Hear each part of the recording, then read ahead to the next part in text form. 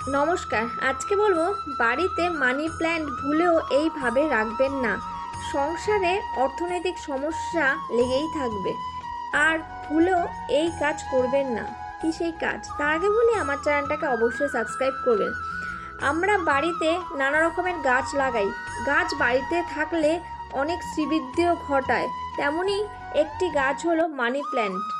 Money plant বাড়িতে থাকলে অর্থনৈতিক দিক থেকে ক্রমশ উন্নতি হতে থাকে, কিন্তু সর্বদাই নজর রাখতে হবে বাড়িতে মানি প্ল্যান্ট লাগানোর সময় বিশেষ বিশেষ খেয়ালও রাখা উচিত। এমনভাবে লাগাতে হবে যাতে মানি প্ল্যান্ট বাড়িতে এভাবেই লাগাতে হবে যাতে ভুল করেও মানি প্ল্যান্টের পাতা মাটিকে স্পর্শ না করে। মানি প্ল্যান্ট লাগানোর সময় অবশ্যই বিশেষ দিকে নজর রাখা উচিত।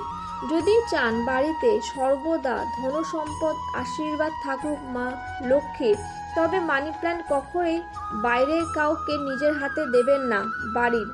এতে আশীর্বাদ চলে যায় এবং আর্থিক ক্ষতির সম্মুখীন হতে হয় বাড়ির বা সংসারের। মানি প্ল্যান্টের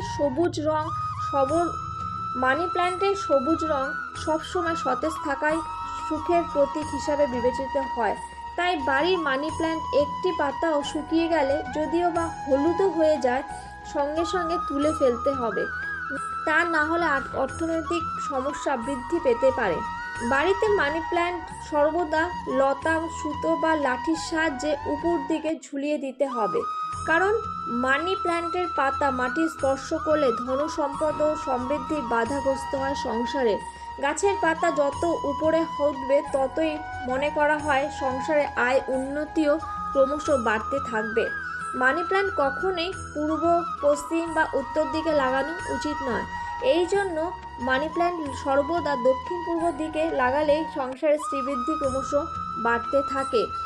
আবার মানি প্ল্যান্ট সরাসরি শুক্র গ্রহের সঙ্গেই সম্পর্কিত, তাই শুক্রবারে মানি প্ল্যান্ট রোপণের দিন সেরা হিসাবে বিবেচনা করা হয়। তবে মনে রাখতে হবে কখনোই শুক্রবারে ভুল করেও যেন মানি প্ল্যান্ট তোলা বা কাটা না হয়, বা নিজের হাতে কাউকে তো কখনোই দেবেনই না। এর ফলে কিন্তু সংসারের নানা রকমের ক্ষতিগ্রস্ত হতে পারে অর্থনৈতিক ক্ষেত্রেও। আজকের জন্য এইটুখানি। নমস্কার।